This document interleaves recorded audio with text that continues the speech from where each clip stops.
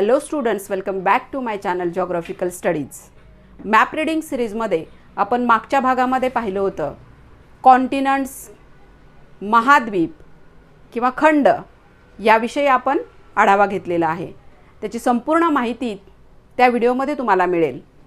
त्या व्हिडिओमध्ये आपण 7ही खंडांविषयी, क्षेत्रफळानुसार कोणते खंड मोठे आहेत आणि कोणते खंड छोटे आहेत, क्षेत्रफळाबरोबरच त्या ठिकाणी पॉप्युलेशन किंवा लोकसंख्येच्या दृष्टीनं कोणते खंड हे मोठे आहेत आणि सर्वात छोटा खंड कोणता आहे याविषयी आपण माहिती पाहिलेली आहे. आणि आज आपण मॅप रीडिंग सेक्शनमध्येच ओशन्स किंवा महासागर याविषयी माहिती बघूया.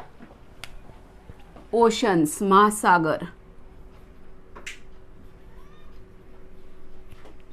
महासागर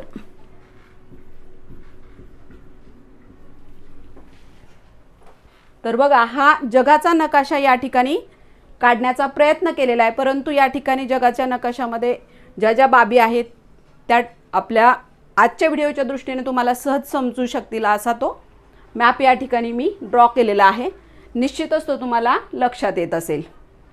आता या ठिकाणी बघा, महासागर अभ्यासत असताना महासागर किंवा भूपृष्ठावर असलेलं पाणी हे वेगवेगळ्या स्वरूपामध्ये आहे. म्हणजे जसं की नदी आहे, तलाव आहे, त्यानंतर ओढे आहेत, नाले आहेत. सागर, महासागर या स्वरूपामध्ये जमिनीवरती, भूपृष्ठावरती पाणी उपलब्ध आहे. मग या ठिकाणी आपण आज महासागराविषयी पाहत असताना आपण पाण्याचे वेगवेगळे स्रोत बघत असताना तुम्हाला एक गोष्ट लक्षात आली पाहिजे या ठिकाणी की समुद्र हा असा पाण्याचा छोटा भाग असेल जो की दोन बाजूनी पाण्याने वेढलेला असेल. सागर किंवा समुद्र हा जो दोन बाजूनी पाण्याने वेढलेला असेल किंवा 3, 3.5, पावणे 4 बाजूनी जमिनीने वेढलेला जो भाग असतो तो सागराचा भाग असतो. पण पूर्ण वेढलेला भाग हा सागर समजला जात नाही. जगामध्ये असे 2 समुद्र आहेत, सागर आहेत. या ठिकाणी बघा, कझाकिस्तान जवळ, या ठिकाणी कझाकिस्तान जवळ कॅस्पियन समुद्र, कॅस्पियन सागर किंवा कॅस्पियन समुद्र हा जो काही समुद्र आहे, जो सागर आहे, सी आहे, हा जो कॅस्पियन सी आहे तो चारही बाजूनी पाण्याने वेढलेला भाग आहे. तो थोडासा कुठेतरी या ठिकाणी पाणी येण्यासाठी भाग खुला असेल, तो भाग वेगळा, तो तर असलाच पाहिजे, नाहीतर पाणी कुठून येणार. मग आकाशातून पडलेलं सरळ पाणी त्या ठिकाणी जमिनीमध्ये जाईल, तलावामध्ये त्या जाईल, सागरामध्ये जाईल आणि पाण्याचा स्रोत त्याला कुठून येण्यासाठी नदी, तलाव, ओढा काही मिळतच नसेल तर मग ते पाणी उन्हाने बाष्पीभवन होऊन सगळं आटूनच जाणार आहे.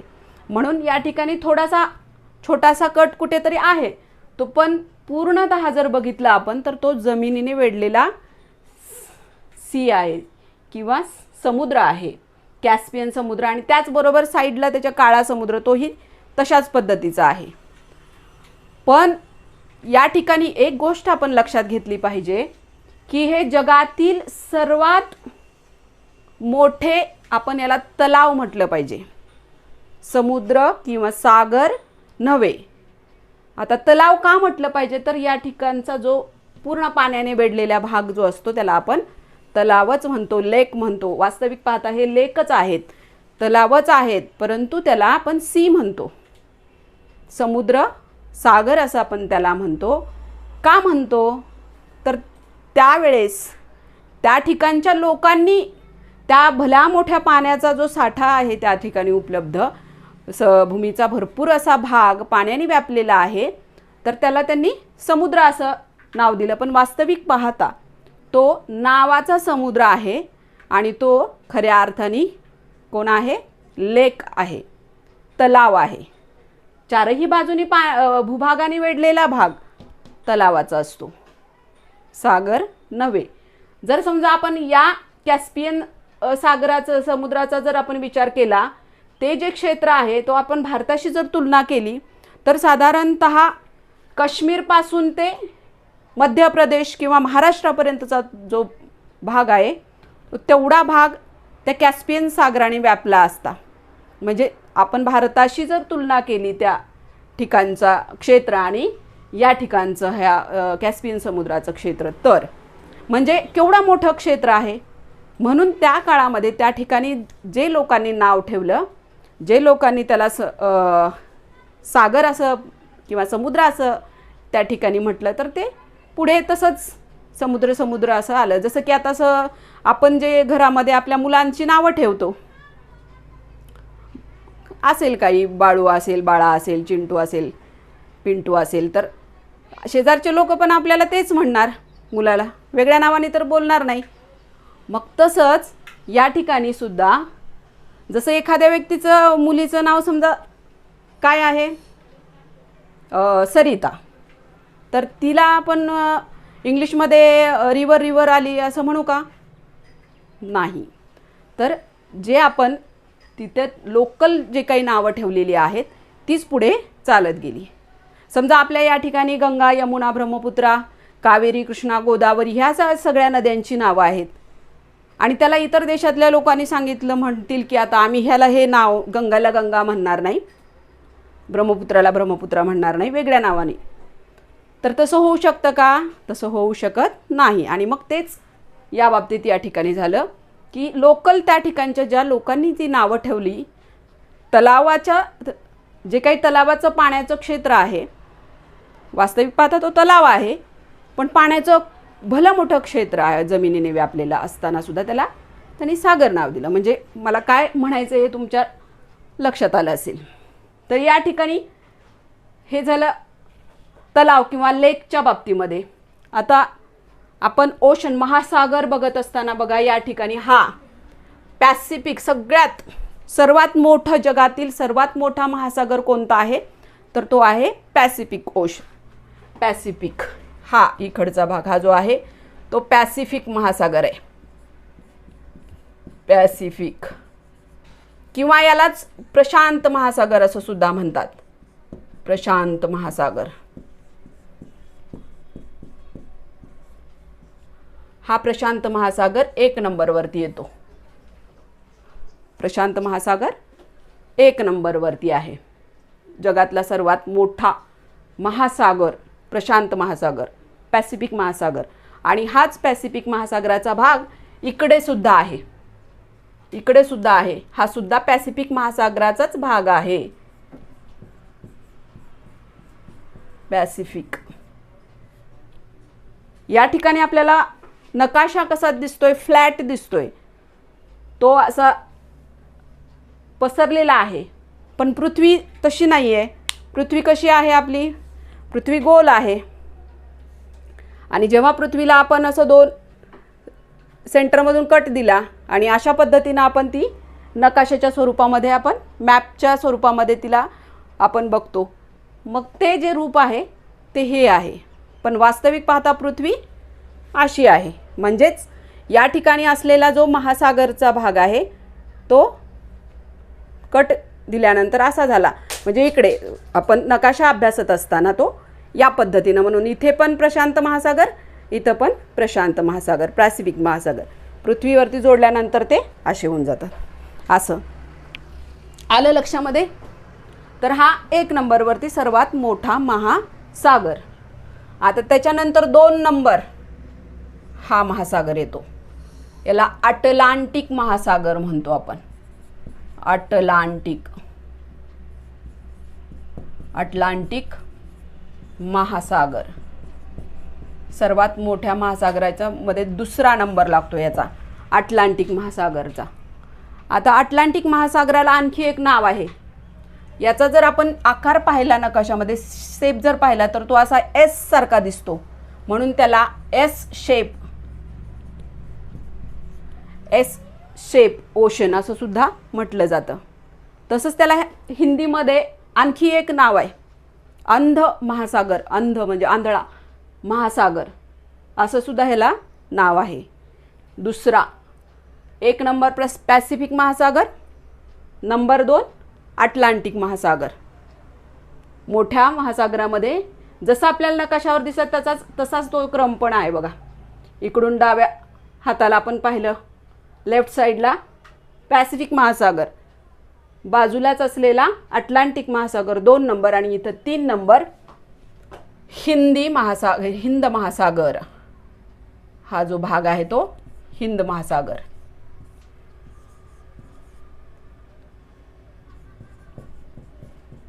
हा 3 क्रमांकावरती येतो. 3ऱ्या क्रमांकावरती मोठा महासागर 1 नंबर पॅसिफिक महासागर किंवा त्यालाच आपण प्रशांत महासागर असं म्हणतो. नंबर 2 अटलांटिक महासागर, त्यालाच एस शेप असं सुद्धा नाव काही ठिकाणी आहे.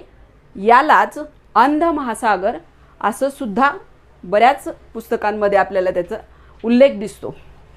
त्यानंतर 3रा जो आहे तो हिंद महासागर आणि चौथा खाली आहे, चौथा दक्षिणेला अंटार्क्टिका. अंटार्क्टिका अंटार्क्टिका महासागर, अंटार्क्टिका महासागर यालाच साऊदर्न ओशन असं सुद्धा म्हणतात. दक्षिणेकडे असल्यामुळे तो साऊदर्न ओशन किंवा अंटार्क्टिका महासागर. अंटार्क्टिका नावाचा आपण खंडही पाहिला आहे मागच्या व्हिडिओमध्ये. याच खंडाभोवती ह्या अंटार्क्टिका महासागराचा संपूर्ण पाण्याचा भाग आपल्याला पाहायला मिळतो. म्हणून हा 4थ्या क्रमांकावरती आहे. नंबर 4 अंटार्क्टिका महासागर.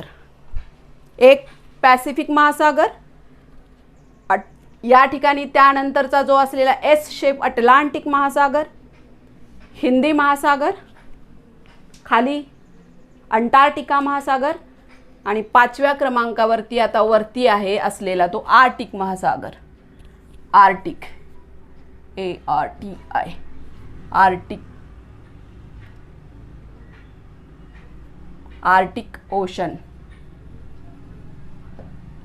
आर्टिक ओशन ह्याचा नंबर 5वा येतो. 5वा आर्टिक. नंबर 1 प्रशांत महासागर, 2 अटलांटिक महासागर, हिंदी महासागर, खाली अंटार्क्टिका महासागर आणि वरती आर्टिक ओशन. अशा पद्धतीनं 1 2 3 4 5 नकाशाच्या स्वरूपामध्ये जर तुम्ही पटकन नकाशा डोळ्यासमोर ठेवून अशा पद्धतीनं अभ्यासलं तर तुम्हाला घोकमपट्टी करण्याची बिलकुल गरज नाही. नकाशा डोळ्यासमोर आला, अर्ध्या रात्री तुम्हाला उठून कोणी सांगितलं जगातील 5 महासागर सांगा. 1 Pacific, number 2 Atlantic, number 3 Hindi महासागर, खाली अंटार्क्टिका, वरती आर्टिक. 1 2 3 4 5 क्लिअर. अशा पद्धतीनं हे 5 महासागर. आता यात हा 1 नंबरवर आहे, 2 नंबरवर आहे, याचा 3रा नंबर आणि याचा 4था आणि 5वा. सर्वात छोटा महासागर कोणता असं जर प्रश्न आला तर तुम्ही असं म्हणू शकता की या ठिकाणी पटकन लक्षात ठेवण्यासाठी ज्याचं नाव सर्वात लहान आहे, छोटं आहे, तसं ते हिंद पण आहे पण तरी आर्टिक नावाने पण लहान आहे आणि तो आकाराने सुद्धा लहान आहे.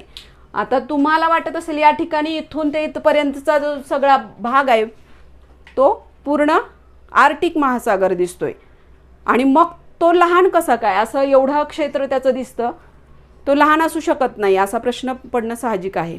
परंतु तसं नाही. मी आत्ता जसं सांगितलं की पृथ्वीचा सेंटरमधून कट दिल्यानंतरचा जो पसरट स्ट्रेट भाग जो दिसतोय तो नकाशाच्या रूपामध्ये आपल्याला दिसतो आणि तोच जर आपण या ठिकाणी ग्लोबच्या ज्युऑइड पृथ्वी आपली आहे तिच्या स्वरूपामध्ये असं जर पाहिलं तर तो भाग आपल्याला कसा दिसेल म्हटल्यापेक्षा तो आहेच की अशा पद्धतीनं तो सध्या आपल्या समोर आहे पृथ्वीचा नकाशा मॅप बरोबर. आणि तो अशा पद्धतीनं केल्यानंतर हा वरचा जो भाग आहे हे सगळी बोटं एकत्र झाल्यानंतर हे क्षेत्र कसं लहान स्वरूपामध्ये आपल्या समोर येतं आणि अशा पद्धतीनं केल्यानंतर ते कसं मोठं दिसते, पसरट दिसते, पण वास्तविक ते लहान आहे. म्हणून या ठिकाणी हा 5व्या क्रमांकाचा जो महासागर आहे तो आहे सर्वात लहान असलेला आर्टिक ओशन. आलं लक्षामध्ये तुम्हाला. या ठिकाणी आता हा प्रशांत महासागराचा जर तुम्हाला लक्षात घ्यायचं झालं, हा मोठा किती मोठा आहे याचा आकार, हे जर आपण पाहिलं त्याची तुलना जर कोणाशी तुम्ही करू शकता असं जर प्रश्न आला तर आपण त्याची तुलना कोणाशीही करू शकत नाही. म्हणजे बघा या ठिकाणी हे 7ही खंड आपण जरी एकत्र केले, हा सगळा जो काही भाग ड्रॉ केलेला दिसतोय ना तुम्हाला, ते सगळे 7ही खंड, आशिया, त्यानंतर उत्तर अमेरिका, दक्षिण अमेरिका, युरोप, ऑस्ट्रेलिया, अंटार्क्टिका, हे सगळे 7ही जरी आपण खंड एकत्र केले आणि तरीसुद्धा हा पाण्याचा प्रशांत महासागराचा भाग एका साईडला आणि हा संपूर्ण भूभाग एका साईडला केला, तरी देखील हा महासागर हा सर्वात प्रचंड असा मोठा महासागर आहे. 1 नंबर, 2 नंबर अटलांटिक महासागर, नंबर 3 हिंद महासागर, नंबर 4 अंटार्क्टिका आणि वरती आर्टिक. 1, 2, 3, 4, 5 अशा पद्धतीनं तुम्ही इझी लक्षात ठेवू शकता. मॅप डोळ्यासमोर आल्यानंतर तुम्हाला पटकन लक्षात राहील की 1 नंबरवरती कोण, 2 कोण, 3, 4 आणि 5 अशा पद्धतीनं हे आपण पाहिलं. आता बघा आणखी एक गोष्ट या इंटरेस्टिंग आपण इथं बघणार आहोत की हा जो पॅसिफिक महासागर आहे आणि जो अटलांटिक महासागर आहे, हे 2 महासागर कोणत्या ठिकाणी ते एकत्र मिळतात, कोणत्या ठिकाणी त्यांचं एकत्र भेट होते, तर इथं या ठिकाणी हे दक्षिण अमेरिकेचं सर्वात दक्षिण टोक जे आहे, ते सर्वात दक्षिण टोक जे आहे केप हॉर्न नावाचं दक्षिण टोक आहे. केप हॉर्न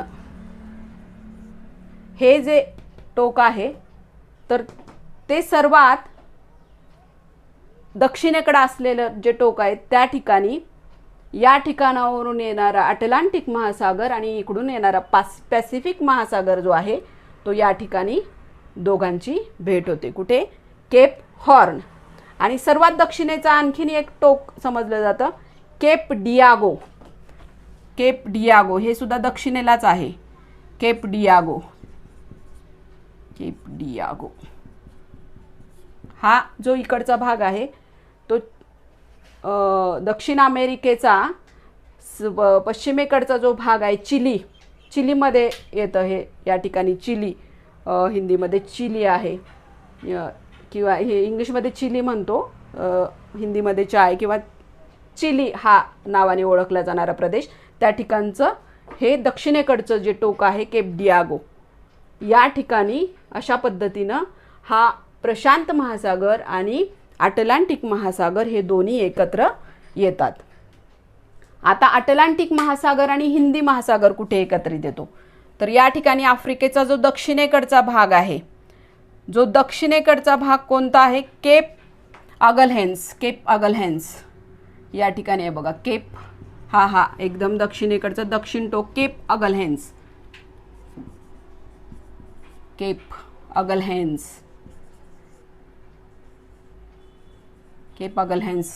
हा जो दक्षिणेकडचा भाग आहे तर ते दक्षिणेकडचं टोक त्या ठिकाणी इथं अटलांटिक महासागर आणि हिंदी महासागर हे या ठिकाणी एकत्र त्यांची भेट होते.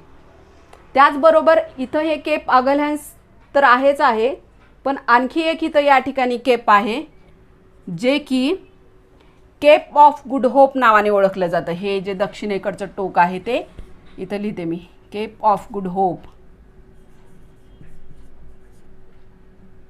केप ऑफ गुड होप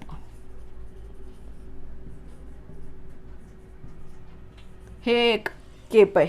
आता ह्याचा तुम्ही इतिहासामध्ये उल्लेख ऐकलेला असेल. केप ऑफ गुड होप भारतामध्ये ज्या काही विदेशी डच असतील, फ्रेंच असतील, पोर्तुगीज असतील, ब्रिटिश असतील, हे जे काही लोक युरोपियन ही जी काही लोक आहेत ती आपण या ठिकाणी ह्या युरोपातून डायरेक्ट ह्या सागरातून अशी या ठिकाणी केप ऑफ गुड होप मार्गे इकडं आपल्या भारतामध्ये ती आलेली आहेत. केप ऑफ गुड होप हे जे काही दक्षिणेकडचं टोक आहे ते भारतामध्ये येणारं. असं आपण जर मुलांना विचारलं की ब्रिटिश भारतामध्ये कसे आले, मग असे आले तसे आले असं आपण म्हणलं तर त्याला ते योग्य नाही. त्याच्यासाठी एक मार्ग असतो. तो मार्ग कसा आहे तर असं या ठिकाणी युरोपातून अटलांटिक महासागरातून केप ऑफ गुड होप मार्गे ते या ठिकाणी आपल्या इंडियामध्ये प्रवेश अनेक व्यापाऱ्यांनी केले. व्यापारी म्हणूनच आले ते. प्रत्येकजण आपल्या ठिकाणी भारतावरती राज्य करायला व्यापारी म्हणून आले आणि या ठिकाणी राज्यकर्ते बनले. आपण इतिहासामध्ये हिस्ट्रीमध्ये या ठिकाणी बऱ्याचदा ऐकलेलं आहे किंवा वाचलेलं अभ्यासलं सुद्धा आहे. तर भारत हा पूर्वी इंडिया हा सोने की चिडिया थी असं म्हटलं जायचं. म्हणजे सोन्याची चिमणी, सोन्याची चिडिया होती असं म्हटलं जातं तिला, इंडियाला आपल्या. कारण की एवढा खनिज संपत्तीनी भरभरून असलेला आपला भारत देश आणि त्याच्यावरती अनेक देशातील लोकांनी आक्रमणं केली. आपण बऱ्याच दिवस पारतंत्र्यामध्ये होतो आणि स्वातंत्र्यामध्ये आपण आता आहोत. तर या ठिकाणी अशा पद्धतीनं केप ऑफ गुड होप मार्गे हे सगळी लोक आपल्याकडे आलेली होती. कोण? डच असेल, फ्रेंच असेल, पोर्तुगीज असेल, ब्रिटिश असतील, त्या ठिकाणी सगळी लोक ही या मार्गे.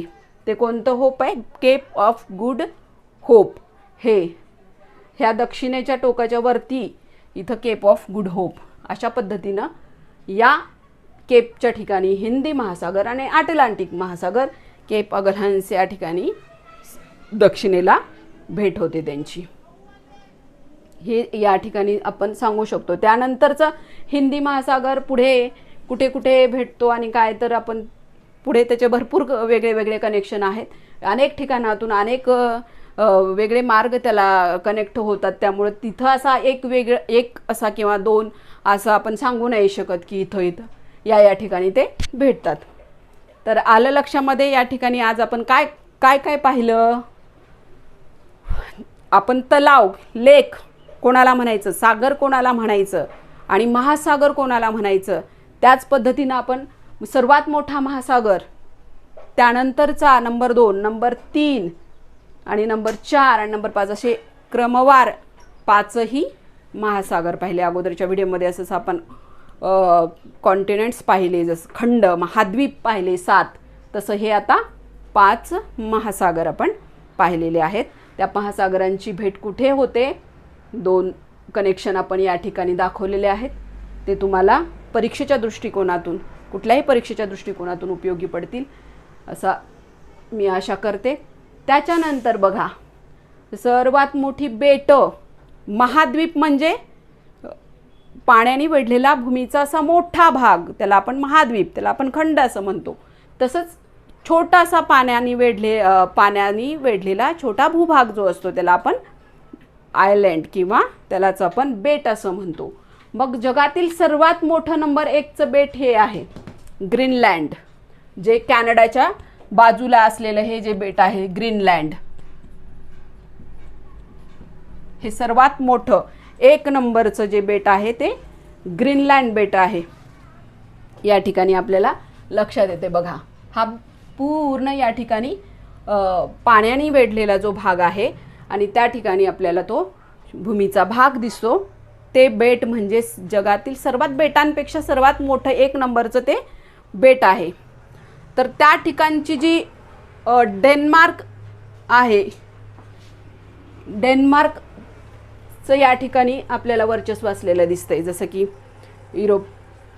डेन्मार्क आहे या ठिकाणचा आणि इथं ग्रीनलँडवरती त्याची त्या ठिकाणी आपल्याला काय म्हणता येईल, साम्राज्य, प्रभुत्व असलेलं दिसतं आपल्याला. त्यानंतरचं नंबर 2चं जे आहे बेट, तर ते या ठिकाणी पूर्वेला असलेलं बघा, हे ग्युनिया हे जे बेट आहे हे आपल्याला दिसतंय. तर ते नंबर 2चं सर्वात मोठं, जगातलं सर्वात मोठं बेट आहे. तर त्यामध्ये पहिला नंबर या ठिकाणी 2 देश येतात. नंबर 1 आहे पपनगोनिया, हा जो पूर्वेकडचा भाग आहे पपनगोनिया आहे, पपनगोनिया. आणि त्यानंतरचा हा इकडचा जो भाग दिसतो पश्चिमेकडचा तो इंडोनेशिया आहे. हा या 2 देशाचं या ठिकाणी अतिक्रमण या बेटावरती झालेलं आपण म्हणूया त्या थोडक्यामध्ये. त्यानंतर 3ऱ्या क्रमांकाचं आहे बघा, 3ऱ्या क्रमांकाचा बाजूलाच असलेला हा बोर्निओ हा जो भाग आहे तो बोर्निओ, हे 3ऱ्या नंबरचं मोठं बेट आहे बोर्निओ नावाचं. हा आशियामधलं सर्वात मोठं बेट आहे. बोर्निओ हे जे बेट आहे ते आशियामधील सर्वात मोठं बेट म्हणून आपण याला ओळखतो. आता या बोर्निओचं जर आपण पाहिलं तर या ठिकाणी 2 आहेत भाग, एक मलेशिया आणि त्यानंतर ब्रुनई. मलेशियाचा भाग आणि ब्रुनईचा भाग या ठिकाणी आपल्याला या बेटामध्ये आपल्याला दिसतो. आता त्यानंतरचं जे आहे हिंदी महासागरामध्ये असलेलं हे जे बेट आहे, त्यानंतरचं 4थ्या क्रमांकाचं बेट मोठं हे मॅडागास्कर. हे जे बेट आहे ते 4 नंबरचं 4थ्या क्रमांकाचं मोठं बेट आहे. अशा पद्धतीनं आपण ग्रीनलँड पाहिलं, ग्युनिया पाहिलं, बोर्निओ पाहिलं आणि मॅडागास्कर असे 4 बेटं आपण पाहिली. आजच्या या आपण ओशन्स शिकत असताना पाहत असताना आपण काय काय पाहिलं. सर्वात मोठा महासागर कोणता आहे, नंबर 2चा कोणता आहे, Pacific, Atlantic, Hindi, Antarctica, Arctic असे 5 महासागर आपण पाहिले. आणि त्याचबरोबर आपण त्यांची भेट कुठे कुठे होते, कोणकोणत्या केपमध्ये होते ते पाहिलं. आणि मोठे बेट आयलँड, जगातील 4 मोठी बेट आहेत, बशी तर छोटी मोठी खूप सारी आहेत, परंतु प्रमुख 4 मोठी बेटं आपण पाहिलं. सर्वात नंबर 1चं ग्रीनलँड. या सेशनमध्ये जे मॅप रिडिंग सेक्शनमध्ये ओशनच्या स्वरूपांमध्ये आपण आज भरपूर भाग कव्हर केलेला आहे. अनेक प्रश्नांमध्ये तुम्हाला याचा नक्कीच उपयोग होणार आहे. तेव्हा या व्हिडिओला लाईक करा, जास्तीत जास्त शेअर करा. जर तुम्ही या व्हिडिओवरती नवीन असाल तर या चॅनलला नवीन असाल तर चॅनलला सबस्क्राईब करा आणि शेवटी बेलचं बटन दाबायलासुद्धा विसरू नका. त्यामुळे काय होईल तर तुम्हाला माझ्या नवीन व्हिडिओची नोटिफिकेशन मिळत राहील. Okay, thanks. लेक्चर भारी झाले.